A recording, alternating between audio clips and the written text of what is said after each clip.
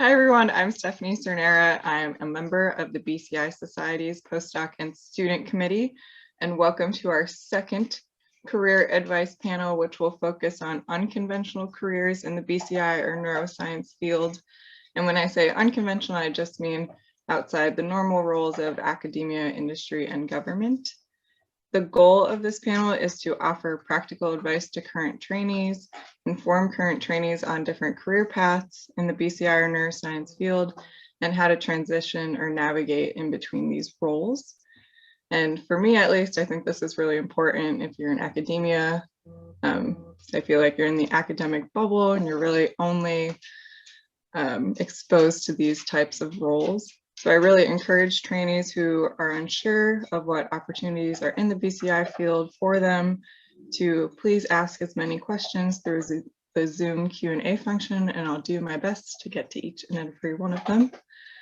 Also, excuse my dog in the background if you can hear him. And without further ado, the panelists we have here today are Dr. Catherine Pratt, a program manager at Microsoft, Dr. Caitlin Casimo, a science educator at the Allen Institute, and Ingrid Wickelgren, who is a freelance science writer and editor.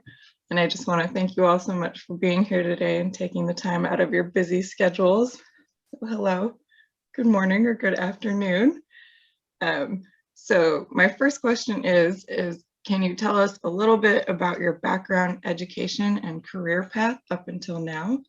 And when and where did you join the BCI or neuroscience field? And then what is your current role in the BCI or neuroscience field? So whoever wants to start us off. I'm happy to start. My background is I actually don't have a PhD. I'm not really in the BCI field, and I'll explain my connection to that in a minute. But I have an undergraduate biology degree, and I early on decided I wanted to be a science journalist. And the way I got into that field is through some internships. At the time, there were internships at Time magazine and also Newsweek, the old Newsweek. And, then from there, I had an internship at Science News. I worked briefly at Discover. I wrote for a children's magazine. I spent 10 years previously as a freelance journalist. And during that time, I was a contributing correspondent for Science, the journal, but you all probably know they have a news section. And I wrote regularly for them, as well as other places like Health, Business Week, the New York Times, on a sort of, one-off basis. And then I spent 15 years somewhat as an editor at Scientific American, actually Scientific American Mind, when that was a separate publication. And then most recently at the Simons Foundation, I was managing editor at Spectrum, which is an autism research news publication. One of the stories I wrote a while back for Science was a story about BCIs. It was a very long feature article. And actually, on a personal note, my father at the time, he actually had ALS, and he had some of the people came down from the Wadsworth Institute in New York and tested out an EEG BCI on him. There was a lot of electrical interference is what I remember. It never became sort of a permanent part of his thing. But anyway, so that's sort of my connection to the field is as a journalist, and then on that sort of personal level. So that's just kind of a brief overview of where I came from, but I have there are alternative. I know a lot of people who have gotten into science writing in other ways. For me, I sort of started early with internships and wrote for my college newspaper and things like that. But there are other ways as well. Thank you so much. I can go next. So I currently lead the training, meaning professional education for scientists, classroom education and public outreach for the Allen Institute, which is a biological sciences nonprofit in Seattle. My bachelor's and my PhD are both in neuroscience. I actually got started doing science communication, which is what I do now, and science education even before I got started in neuroscience. I got into that as a high schooler when I was at the Oregon Zoo. And I did a lot of outreach on climate change and human animal interactions and conservation. I got to college and I thought I was interested in studying human animal interactions and animal behavior. And I was like, well, I should probably learn something about the brain if I'm going to study behavior. And that was that. I ended up going down the path of neuroscience. And ironically, I only ever studied humans in my neuroscience research. I got involved with brain-computer interface and neural engineering research at the University of Washington in grad school, where my research was sort of BCI adjacent. I was interested in how patterns of brain connectivity change over time, both spontaneously and as a result of learning, which is going to throw off control signals if you don't account for that. And while I was at UW, I did a lot of teaching and a lot of outreach. And over time, I became interested in education program development as much as being in the classroom directly. I went to grad school thinking I wanted to be a faculty member at a liberal arts college or other teaching-oriented institution. And then I ended up going into education program instead of classroom-oriented teaching. And I've been doing that for about 4 years.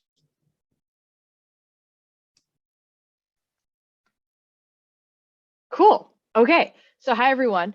I was not going to do BCIs or anything. I was going to go be an astronaut. So my undergraduate degree is in aerospace engineering, and I did Air Force ROTC, and I left college with a pilot slot in the Air Force. And turns out I suck at flying planes. So that did not come to fruition. I ended up spending about 3 years working on the F-35 Joint Strike Fighter, and then left that and was like, cool, what am I going to do now? Also ended up in Seattle because of my then fiance, now husband, and ended up at the University of Washington. And because my father, who was a former flight surgeon in the Air Force, had been really interested in aerospace medicine. And I was like, I really want to learn how the brain works in space. And I was like, wait a minute, we don't know how the brain works on Earth. And I was like, fine, I'll go figure out how the brain works on Earth, and then we can figure out how the brain works in space. Yeah. Ended up in the electrical and computer engineering department at the University of Washington, and ended up in a very specific field of security and side channel attacks of brain computer interfaces, which is super cool and super interesting and also super terrifying. So if you've ever seen the movie Batman Forever with Val Kilmer and Jim Carrey, also specific episodes of Black Mirror, that's literally my dissertation. But it allowed me to do some really cool ethics and policy work along with it. And because of this, I ended up at Microsoft, where I get to work on sort of ethics and policy and emerging tech type thing. So no longer working in brain-computer interfaces, but sort of looking at the broader scope of emerging technologies, which is also still very cool. So that's me. Very cool. Thank you so much. I always think about becoming an astronaut, so I like that little plug-in. And then, so you all spoke about your previous experiences, and we have some internships in there and then some science communication, but how did you really transition from being sort of a laboratory scientist or receiving your undergrad in biological sciences to your current position? Like, were there specific ways that you found these internships, Ingrid, or other ways that you were involved in science communication? Just in general, how you kind of found your way. Yeah, so in my case, I actually was introduced to somebody who had won a Pulitzer, actually, reporting on 3 Mile Island back in the day, who had worked for, I went to Stanford, and he'd worked for the Stanford News Service. And he sort of introduced me to science writing and became my mentor. And I also worked for the Stanford Daily, the newspaper. So, and I don't remember exactly where I saw the internship, but it could have been the initial one, but it could have been just posted like at the news service or at the Daily. I don't remember. But yeah, I just applied, and you know, there are also there are science journalism programs. So there's one in Santa Cruz that's really good. There's one in New York City, the NYU Science and Environmental Journalism program, and then there are a number of others around the country. The MIT has one that I think has a little bit different focus.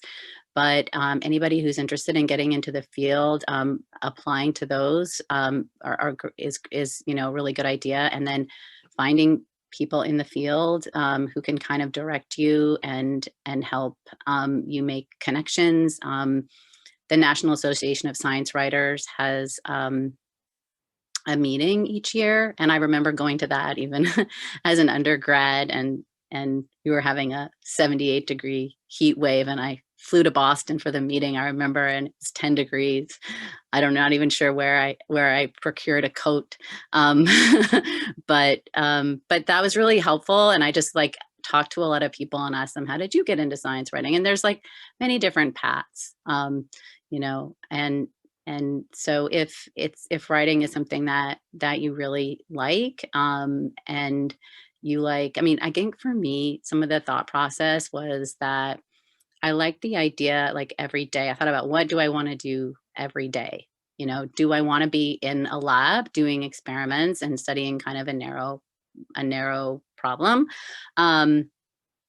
Or would I, like, on a daily basis, would I prefer getting on the phone, calling people, finding out about their research and explaining that? And then, you know, the next week, maybe then I'd be reporting on a different finding, right? So it's sort of more breadth. And then just sort of on a daily basis, what would I want my days to be like? So I had some lab experience, and I decided, and some writing experience, and then I practiced some reporting in college, and I decided that's what was most fun for me. Thank you so much. And Dr. Casimo, I don't know if you have any takes on science communication. Yeah, one of the interesting things about science communication, education, outreach, and associated areas of specialty is that it is still congealing as a field. It hasn't existed as its own set of professions, like dedicated professions, for that long, with that many people doing it. A lot of people have done science communication and outreach on the side from their research, basically. So what that means is that for an early career professional who is trying to make their way into that field, that there is not a consistent set of terminology for it. There is not, the structure of it at different organizations is not consistent. And it can be an adventure finding those full-time positions in doing science communication and outreach. And I would add that if you're not totally confident that's what you want to do full-time, there is still a lot of opportunities to do that on the side from other things that you do. Those of us who do it full-time need the scientists to sign up to work on our projects and events. So that's been interesting. It's both a challenge in the field that there's, you know, not that much consistency yet. Makes it also difficult to find your peers who do similar work to what you do. But what that also means is that there's a lot of flexibility to sort of forge the path going forward, and what do you want this profession to look like? So that's a really interesting sort of flip side of the coin. I really find that rewarding to say, like, I am really doing something new here. And I was supposed to talk about how I got into doing this, transitioning into SciComm. I would say one of the biggest things that I would recommend as far as making that transition is to get some experience doing it before you want to do it full time. Everybody who's going to grad school is going to have research experience. Everybody who's getting a bachelor's in science is going to have that science knowledge from their coursework.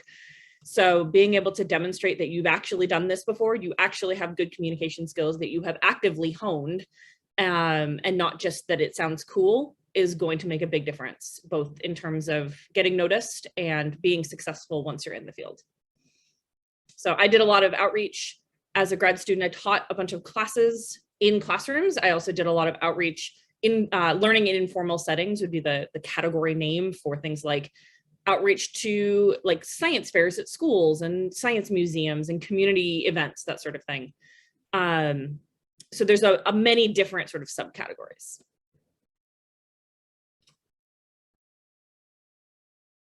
Thank you so much. And Dr. Pratt, I would imagine coming from aerospace to neuroscience would be a large learning curve. Yep. So one of the things that I was very intentional about when I started my PhD is I did not want the work to sit on a shelf. I had the very sort of antiquated view of a PhD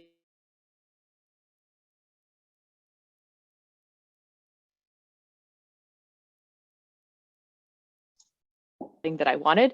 So I was very intentional when I wrote my dissertation is it was going to be very actionable. So a third of it was the engineering part. This is the problem. And then a third of it was this is what people think of the problem. So working with philosophy department and actually doing like neuroethics studies. And a third of it was like, this is what we're going to do about the problem. So rather than going and doing internships at tech companies, I interned with the ACLU of Washington and help them put together coalitions to help pass the Seattle Surveillance Ordinance in 2017, which at the time was the strongest surveillance ordinance in the country. And you did that by explaining technology and explaining to various stakeholders why this technology was important to the people who were in their groups or why it was important to them. And that was the part of the translation. And this translated again when I went to Congress. So I actually spent 6 months.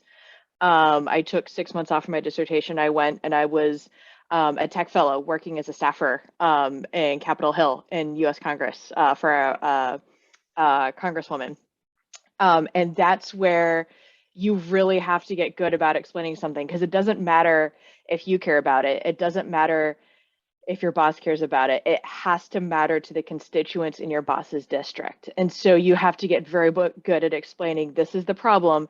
This is why the problem matters to your constituents, so that they can explain it to either the people who need to pass the bills, the people who are on the committees, or, hey, constituent of my district, this is why this matters to you. And so that piece of translation of it doesn't matter what the technology is, but this is why it matters to you. So whether that's, police worn body cameras, whether that's facial recognition, whether that's, maybe there's some weird technology that's going to be coming out with respect to farming and how they're going to be, limiting the way that you can, run your tractor remotely, or, you have to pay for, the way that your farming can be run. That's going to be huge if your district is a largely rural area. And if you can't explain that technology and how that's going to impact your district, then, you're kind of SOL. And so that translation layer from technology to impact is huge. And to be able to do that from that technical perspective was really important to me. And so, yes, my degree is in electrical and computer engineering, and yes, my focus was brain computer interfaces, but that was the lens through which I learned how to explain emerging technologies to people in positions of power and why they should care about this, because otherwise all we're doing is retroactively going, consumer data privacy, all these other things. And by that point, it's way too late. And so what are the ways we can proactively be addressing these issues? And that's where that sort of communication piece comes in, of how do you make it so that science and technology is relevant to them right now? Thank you so much. And you've all talked about science communication and writing, and I was just wondering what skills you were able to transfer from potentially previous experiences, either educational or maybe outside experiences, that have really helped you in your position currently? And how would current trainees go about trying to find these positions? I know we briefly touched on it before, but if anyone would like to start. I can kick it off. So this may not work for everyone. but so I mentioned I'd work on the F-35 Joint Strike Fighter. I actually had to make my own job because I was 8 years too early for my job. The job that they assigned me to do did not exist yet because the previous phase of development for the aircraft wasn't done yet. So I had to make my own job. And my own job was finding answers to questions for everyone else in my leadership chain. And it didn't matter how obscure the question was, I had to go find it. And it was terrifying because I didn't know anyone in the other side of the organization that was doing the current testing. And me being sort of the introverted scientist that I am, talking to people is terrifying. And yet what I would have to do is I would have to run across the ramp, this place where they would, line up all the aircraft and walk into this other building. And I would start in the cube farm and I would find one person sitting at their desk. I would be like, hi, my name is Lieutenant Engel. I'm from operational test. I have a question. You may not be able to answer it for me, but can you help me out? And 9 times out of 10, they'd be like, I have no idea, but I bet I know who does. And they would lead me somewhere else in the cube farm. And they'd be like, hey, Lieutenant Engel has a question. And it took about 3 months. I got to know every single person in that cube farm because I had done this enough times and run into enough people and asked enough questions that after about 3 months, I knew exactly who to find for every single question.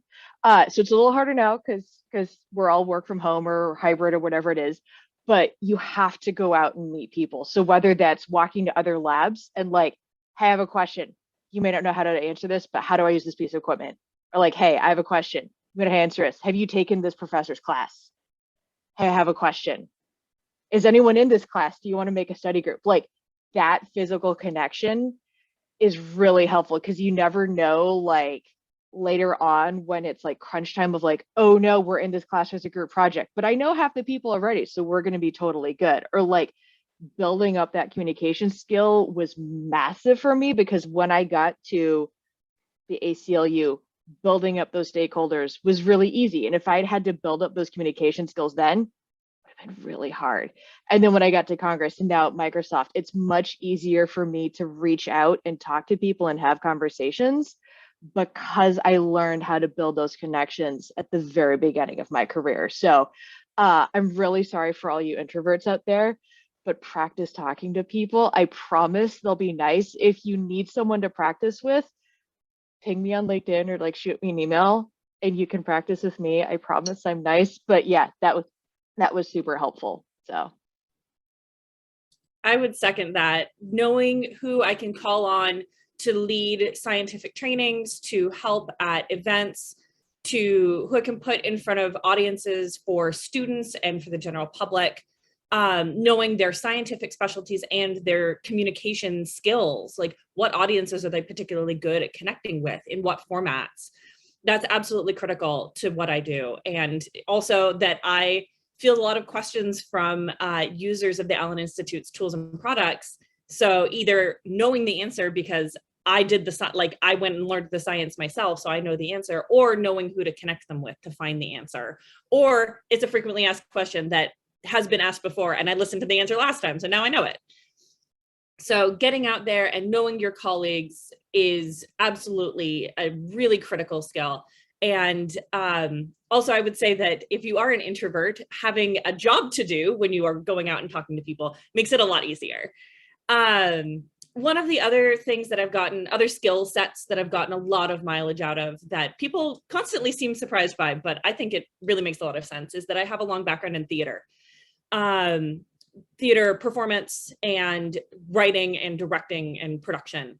And developing tools and resources has a lot in common with putting up a production. Getting both, obviously, like getting up in front of an audience and giving a talk has an element of performance to it, but also figuring out what your audience will connect with. Where are they coming from? What do they already know? What are they interested in learning about? How can I shape the material that contains what I want people to learn in a way that meets them where they already are, but also gets across the priorities that I have? So if you have any theater experience, I think you're probably nodding along and going like, yeah, that totally tracks. And if you don't, and you think, wow, getting up in front of a crowd is pretty scary, I would encourage you to at least maybe go be in the audience to get started, but to maybe try getting some performance experience or behind the scenes experience. It's more transferable than I think you might think, and it's a lot of fun. Yeah, so I think the question was tips for getting involved in the field and success. And I mean, I can't disagree with getting to know people. As I said, I went to a conference when I was younger and asked people, how did they get into this business? And I think one of the things for science writing is, first of all, I think you need to decide that you want to write. And I had some initial experience fiction writing in college, and I had some really good classes. And then I tried the reporting angle and I liked it. And you also kind of get a sense of, and I wrote for the Stanford News Service. The person who's my mentor was my editor and my guide. And he, I remember going to see him and introducing myself and asking him if he wanted my resume. And he just sort of laughed. And he said, no, I know what he said. He said, come back in a couple of days and I might have some work for you. And I looked at him and I said, don't you want to see, my resume or anything else? And he laughed and he said, what is a college student's resume going to tell me about whether she can write? So I think that initial feedback on, is this for you? Is really useful. And the feedback will come from others, but it'll also just come internally. And so having just some opportunity to write, and I know that's not always trivial, but for a lot of people, they get that when they go to one of these science writing programs and they get a feel for, so if it's something that you really feel you want to do, that's often, I kind of decided pretty early. And so there were some other ways, but I would say my path is probably not the most common one.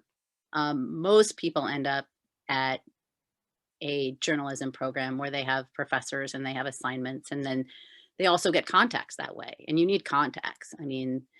My current, my current sort of work as a freelance writer would not be possible really if I didn't have contacts with editors, because one of the things about being a freelance writer is you really have to know what publications want. And it's very difficult to just sort of blindly pitch articles. This ends up getting a little bit into the weeds, but the point is that one of the first things I did was call up editors I know and say, hey, some of them reached out to me because they knew me. But say, hey, let's have a chat about exactly what you're looking for. Because, it's even reading the publication, it's sometimes difficult to figure out. There's just so many internal variables in each publication about, and I know that from being an editor for 15 years.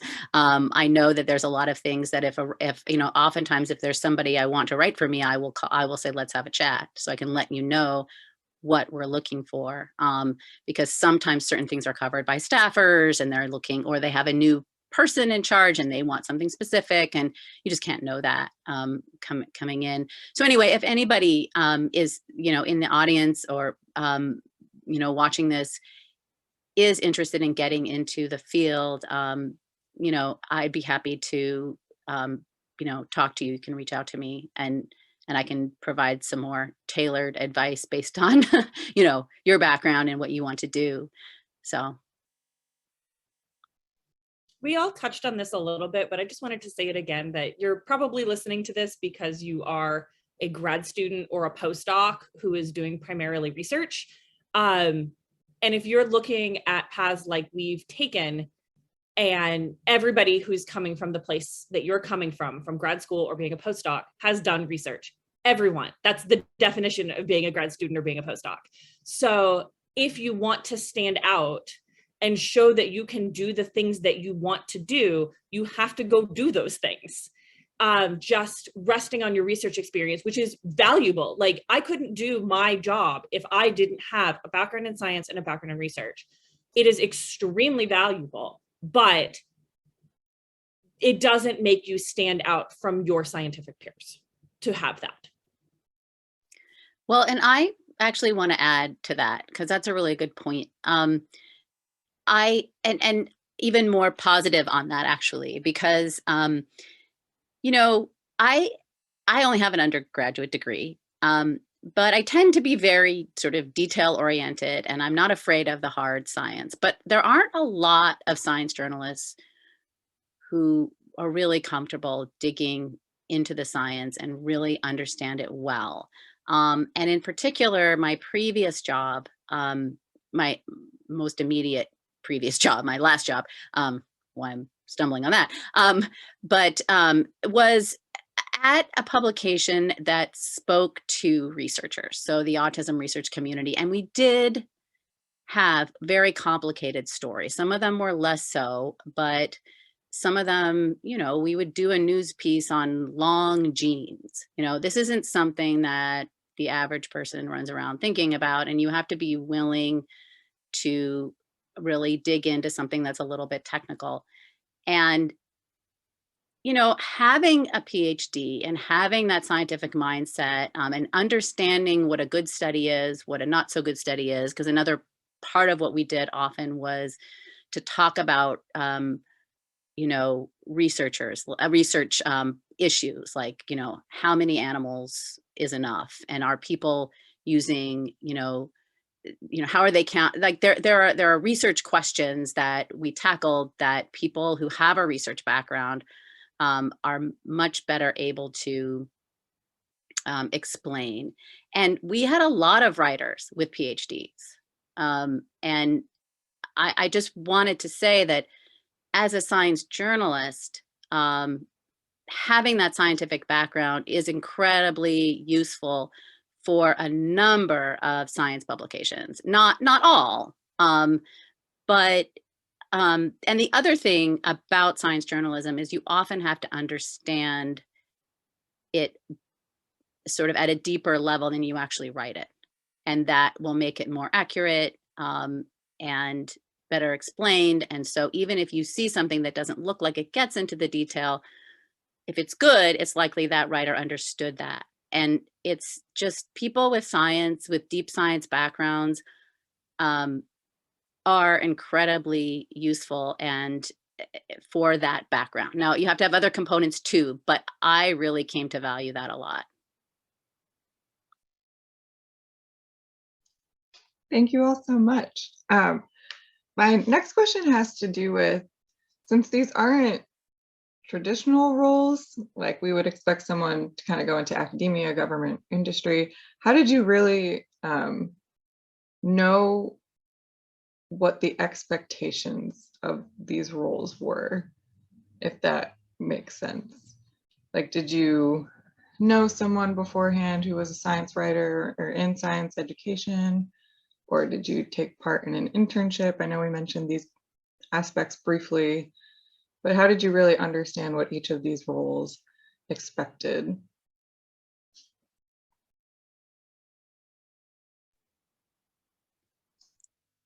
I mean, I think I'm not sure, but I guess I did talk to people to find out what the job, you know, entailed and what it was like. But I guess you just find a way to try it and then see if it's right for you. And the expectations, I mean, one of the cool things about science journalism is just that there are so many different types of roles within it. You know, you can do breaking news, you can do features, there are different areas of science journalism.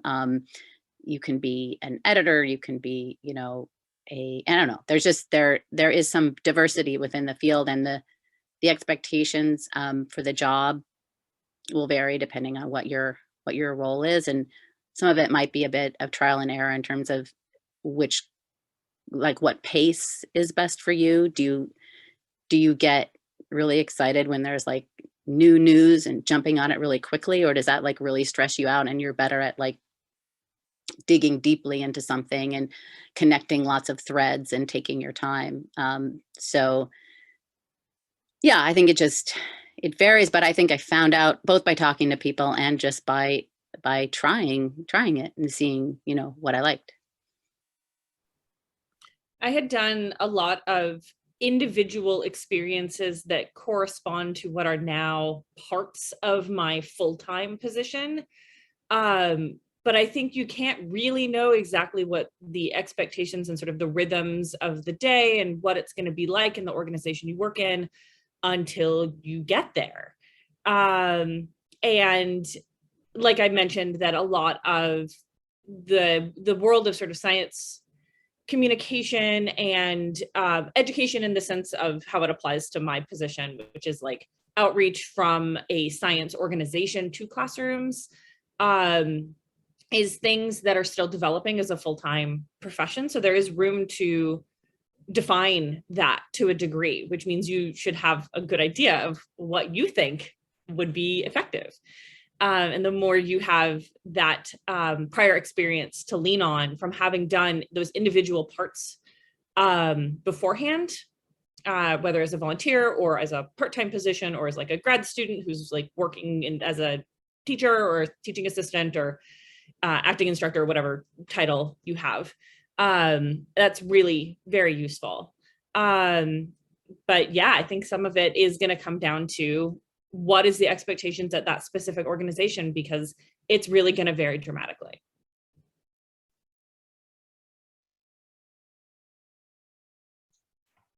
Thank you. I didn't know if you wanted to add anything, Dr. Pratt. Only thing I'll add is, you know, specifically for like program or product management, you can go to, you know, any tech or startup webpage and you can look up the job description. You're going to see a lot of like, you know, planning schedules and long-term planning, or like, you know, driving a product or things like that. And you can think of analogies to your grad program, like, oh, I had to, you know, drive my own dissertation, and, you know, I was very self-motivated because I was the only one who had to like care about my dissertation. No one was telling me to do this. And so like the pieces are there. It's just how the leadership of your whatever particular organization is, and, you know, how many products, you know, is it product or project, and, you know, technical versus non-technical, however they perceive it, and how they rate you, or however their rubrics are, will be different. And then understanding how you're supposed to work with the rest of the team. So like I was very unique because I actually was very multidisciplinary. So I was in E department. I was working with, you know, I took classes in the neuroscience department. I took classes in the public policy school. I was working with the philosophy department. I was working with the law school. You know, I had much more of those outside touch points than maybe some other grad students would have. So when I came to Microsoft and I was like, oh, I'm supposed to be working with designers and researchers and, you know, all these other fields, that was much more natural to me than maybe someone else who hadn't had those other touch points. So it's that familiarity with what is it you're supposed to be doing, and how many people am I supposed to be talking to, and how many schedules am I supposed to be juggling. I think the joke is like, what is the job of a program manager? It's you're in meetings all day long, which is actually really true. You really are in meetings because you're literally just managing expectations and managing other people and other people's expectations of what it is you're supposed to be doing. So yeah, I think that's all of it. But on the note of project management, I do want to go back to the skills that are transferable and useful. As a student, you are managing your work across multiple courses, across outside commitments. As a grad student, you're managing the process of your dissertation. As a postdoc, as your postdoc project, you are doing project management. And a transferable skill that I got a little bit of experience formally developing in grad school, and a lot more since grad school, is formal project management and overtly expressing your project management timelines and structure of a project and what needs to happen when and by who and on what deadlines. I wish I had done that a little bit more overtly in grad school. Like I said, I did it a little bit. That's a skill that's really worth developing, that will be amazingly useful, especially if you are in a position that has, like I have a lot of balls in the air. I have a lot of different projects and webinars and materials under development and conferences that are pretty disconnected from each other. So being able to project manage those projects that needs to be managed is an extremely useful skill for yourself and for others. Thank you.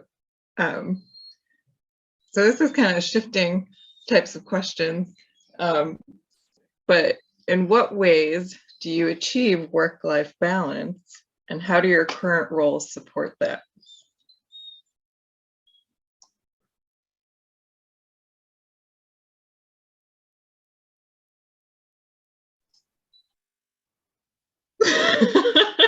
I think it's always, question. I guess I don't know. On a personal level, I just feel like it's always kind of a struggle to know like what the right balance is. But I do think that it depends on your time. Like people should have a long time horizon.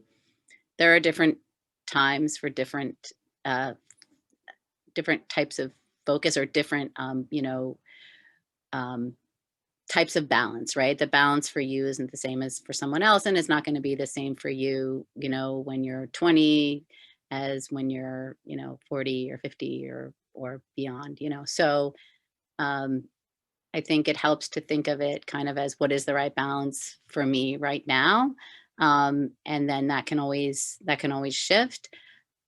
I mean, as a freelance journalist, I can take whatever work I want or don't want. So if I have some personal things or I want to go on vacation, I'm sort of my own boss, I mean, the downside of that is that,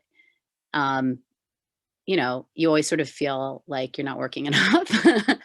Like, like you should be doing more, taking more assignments or, so, I think the freelance, there are a lot of journalism jobs out there. And when you have those jobs, it's, there's more consistency. But you're not as in control of your time in that sense. So it sort of depends on what you're looking for. And there might be some times in your life where a job is right and other times where you want to have more flexibility. I mean, the other thing I like about freelancing is that I can choose sort of the type of work that I want to do. I don't know, for me, it just feels good to be able to, to sort of be my own boss, not to have to ask permission for things. Like, when I say I'm going away, I do try to give an editor notice, but at the same time, the presumption is that they work around me and not, as long as I've given them enough notice and all that, not that I'm necessarily at their command at all times. So yeah, it just sort of depends on your temperament. And it's yeah, so there's no perfect way, but that's kind of an outline of what the advantages are of having a freelance career. So you mentioned like work-life balance over sort of the long time scale of your life and how that can vary. And at least in my experience, it also varies quite dramatically in the short term. Like I know I certainly have busy times of year that I just know there's more going on. I'm in the before times, and ultimately someday again, I will have more travel at certain times of year. I will have longer days because I'm running workshops or I'm attending conferences. And those, for whatever reason, tend to pile up in the fall for me. So just knowing those sort of the monthly cadence, the annual cadence, that I can, to a degree, plan around that, because I know that when there are busy times, then there are also times that aren't quite so busy. I also have, certain things that I really make a priority of not giving up outside of work. For me, I play tennis, and I'm really protective of my tennis time. So to have those things that it's like, yeah, this is something that's outside of work that I am really making a priority, which for me, that one also has the advantage of being something that really takes my mind off of everything else. there's just no space in my brain for anything but the tennis ball. So to have those things that you prioritize, whatever it is, it might be athletics, it might be an arts thing, like a craft or an arts group that you participate in, or theater or whatever, that you make sure that you prioritize. And it can help put that work-life balance prioritization in perspective. So I think for me, one of the things that helped was I took a break between undergrad and grad school, and that I went and was in the military for a while. Turns out going back to grad school after you've had a 9 to 5, little more difficult, because you're like, what is this homework? What is this getting 6 hours of sleep after trying to solve a piece set? This is really hard. Yeah, being the old crotchety grad student is really tough. But what I discovered is that you did. I by the end of grad school, I was like fighting hard the stereotypes of grad school. I was like, you do not need to be living in lab eating cup ramen under the desk 24/7. Like, for the love of God, go home.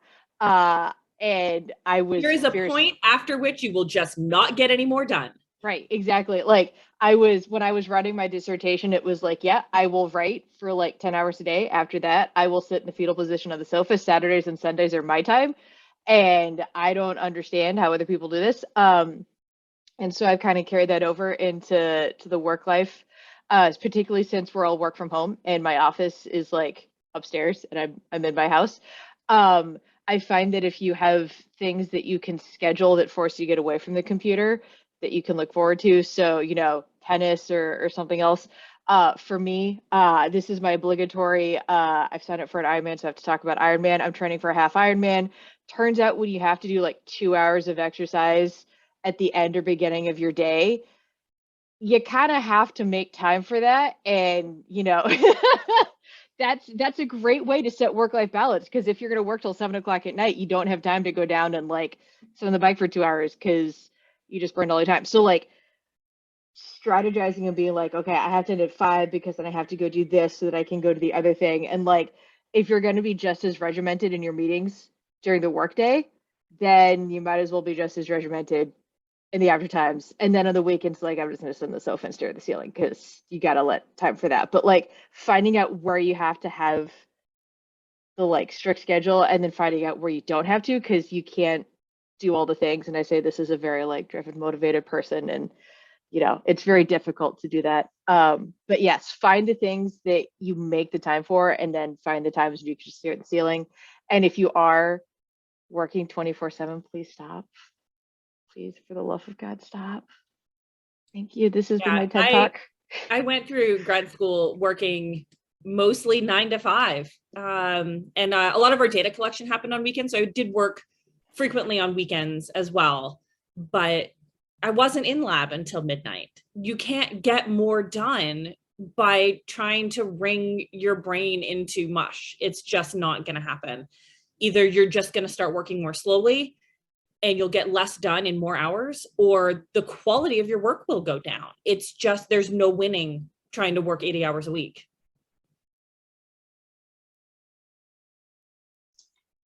I like this. I feel like you guys are talking directly to me. So I appreciate that. So if you could do anything differently and go back in time, what would you do? And were there any lessons learned along the way? That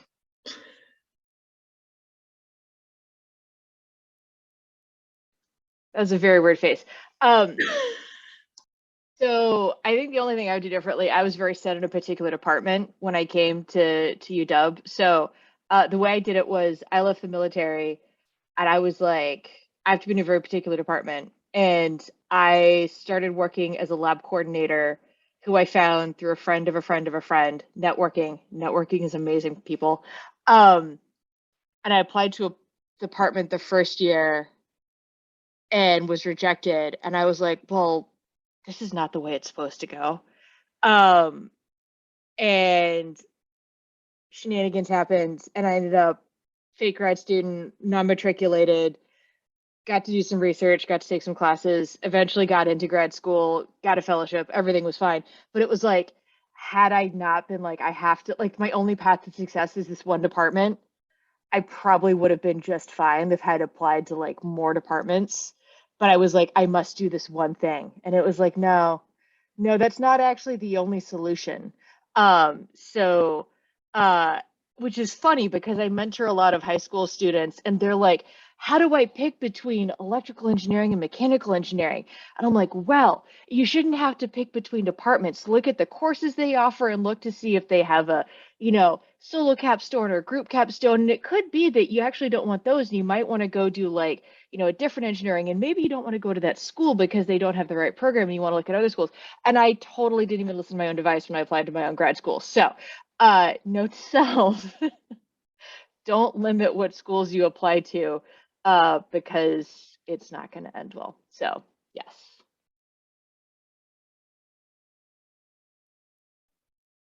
So I've mentioned this a little bit in passing. I wish I had worked on just like there's some various skills that I had worked on sort of somewhat in grad school and somewhat as an undergrad that I wish I had gone and gotten a little bit more formal training on.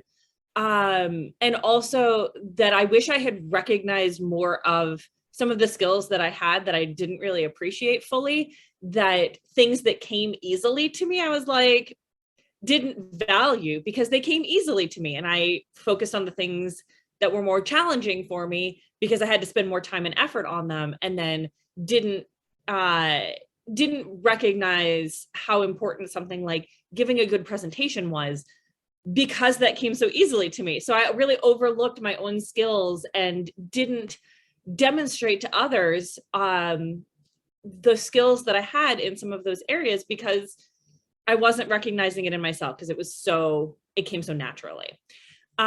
Specifically, I wish I had worked more on my project management skills, like I mentioned. I wish I had also taken some classes in education, like education on education, like for teaching. Again, a lot of that came naturally.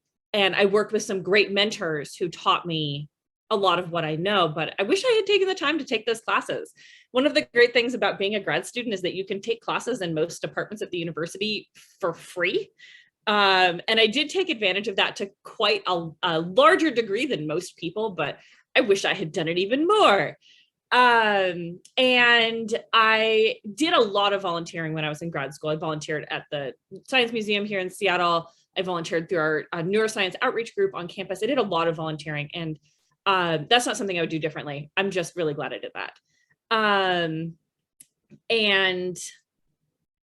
I wish this worked out for me, but I wish I had known when I was choosing grad schools that when you're going through grad school, building a network is a hugely important part of what you do, which I knew going into grad school that I would be building my network, and I went out of my way to do that. But what I hadn't quite put two and two together on is that your network is then going to be in the place where you went to grad school in large part. So I like it here in Seattle. I'm very glad to have stayed, but I didn't quite put two and two together that where you go to grad school is then likely to be a region that you have many contacts in. And that's not to say that you're going to be stuck wherever you go to grad school, but that your network is going to be both field influenced and locally influenced. So that was something that I hadn't quite realized.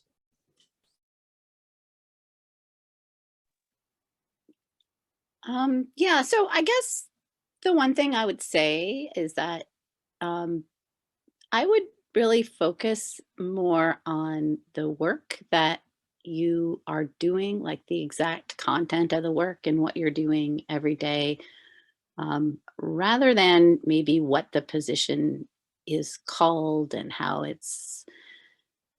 high it is up on the masthead or in the organization, because it's gonna matter a lot more if you kind of love what you do every day and you also be better at it, than if you're kind of going more for the title. And I think that people like value of people is sort of where they're happiest, like you're most valuable, where you're happiest.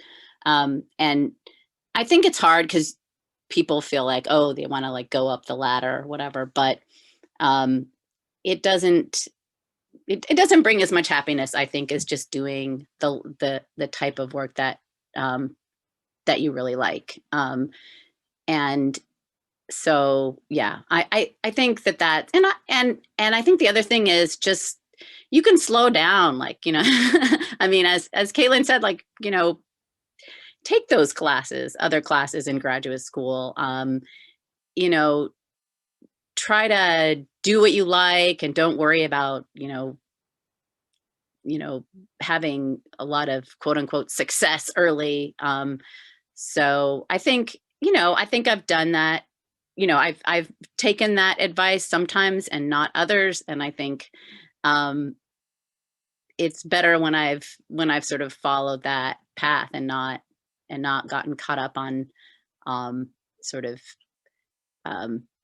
you know, where I'm supposed to be at this time, but more, am I doing what I set out to do, what I really like? Thank you. And we have a question from the audience. It is, when and why did you decide not to pursue an academic career after your PhD? I don't remember having a specific moment where I decided that. I went into grad school expecting or planning that I wanted to become a faculty member at a liberal arts college, which I attended a liberal arts college, Pomona, and to do research for educational purposes, basically to spend my time teaching classes, mentoring students, and that the research that I would do would be for the purpose of teaching students how to do research. And over the course of grad school, I got into education program development, and then I ended up focusing on not just classroom teaching, though I do that as well, but I wanted to focus on education program development and teaching, and I also do professional education, rather than doing the combination of teaching and research. So it's not actually that far off, I think, of what I would have done if I had gone the other way. I don't actually know if I came into grad school wanting to be faculty or not wanting to be faculty, which actually goes against the advice I give to people who ask me if they want to go to grad school, which is know exactly what you want to do when you go to grad school. I think towards the end, I knew I wasn't going to be a faculty. I didn't want to be faculty, except for about a month right before I defended, when there was an opportunity for me to actually go be a faculty member at a university. Even though I didn't know I was being interviewed to be faculty at university, I went and gave a talk at the university in the hometown where I grew up, which actually was a faculty interview talk, even though they never told me it was a faculty interview talk. Faculty interviews are very strange, by the way. Just gonna put that one out there. But by that point, I was like, oh, this is fascinating. And then I'd already interviewed for my current job. And so that was a like, oh, is this the thing that I actually want? And I thought about it. I'm like, well, this would be kind of cool. And then I thought about all the politics involved. And then I realized that I'm not a very diplomatic person and I'm way too blunt and I speak my mind way too much. And I was like, no, this would not end very well for me. And I was like, no, we're just gonna not. Although it is in my grand plan that eventually I would like to become a professor of the practice, which is something they had at my undergrad university, MIT, where like you go and you do like grand things, and you get very distinguished in your fields, and then you come back as a very learned person, and they let you be a professor, and you get to teach the students based on all the cool things you did. So one of the professors of the practice I had was an astronaut who had gone up and fixed Hubble. So that is the thing I would like to do, is be a professor of the practice or equivalent at, you know, UW or whatever university, and be like, hi, I've done cool things. Let me teach you about my life experiences. So I would like to be faculty eventually, just, you know, not the traditional path. And then we only have, well, technically it's over, but I have one more question if you guys don't mind, is do you have any last minute advice to current trainees who do not know what career path to pursue in BCI or neuroscience, and just any general advice to help them out to find their way? I would just say, think about what parts of your work, what you're doing now, do you really love? And then how can I get a job that enables me to do more of that? So that would, and also just, maybe there's something that you love that's outside of work, or that you did, a number of years ago in undergrad or whatever. And I just think that that's sort of my theme, is sort of to really think about what you're motivated to do every day, and see if you can do more of that than anything else. You can't do only your favorite thing almost at any job. There's always going to be some parts of it, but if you can do it most of the time, then that's probably the ideal work or career for you. I would say take advantage of opportunities to give something a try. Sign up to teach a class. Sign up to teach a class both as a TA and as the main instructor. Volunteer at a science museum. Volunteer for outreach programs. And don't be afraid for those things to not work out. Like, that's okay. That's not a failure if you didn't like it. It just means that you've got a data point about what you want to do. I did a science policy program when I was in grad school, and it was a great experience. I learned a lot from it. One of which was that I didn't want to go into science policy. And I gained some really valuable skills, and I gained that really valuable endpoint, which is, this is not what I want to do forever. So even though that's not what the path I ended up going down, I would wholeheartedly count that experience as a success. And talk to other grad students, talk to people who used to be researchers and are now doing something else like us, and ask people, like, what's their advice? What kinds of opportunities have they heard about? Find somebody who's doing something that you think is cool and just ask them, which you've done by being here today. But keep doing that. Sign up for a theater class. If there is someone who has like dream job, or like someone who, like, say you're at an internship, or someone you're like, oh my gosh, how did they get to where they are?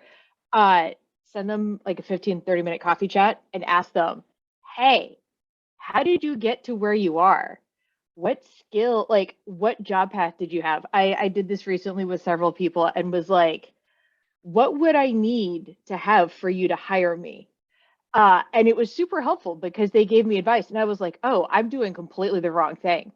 Like, I actually need to go do something completely different for what I'm currently doing, which has been very helpful. 9 times out of 10, people are very used to being like, hey, I'm a higher ranking person, people are going to be asking me for advice. They're usually very nice. And just be like, hey, I have questions. I want to get to where you are. And just be like, I just want to know how you got to where you are. And a lot of times they'll be like, it's an accident. I didn't know how I got here. But they can give you, traits. They can give you examples. They can be like, I ended up doing this and it ended up being really helpful. And it's not exactly a playbook, but it'll give you some ideas of things that you can go try it yourself, so that you're not like randomly trying to guess a trajectory that's going to lead you off in the wrong direction. So. Well, I wanted to thank you all so much for taking the time out of your day to be here. I know you all are very busy, and I learned a lot. I'm sure all of the attendees and who will watch this video will as well. So thank you all so much, and have a wonderful day, and happy St. Patrick's Day.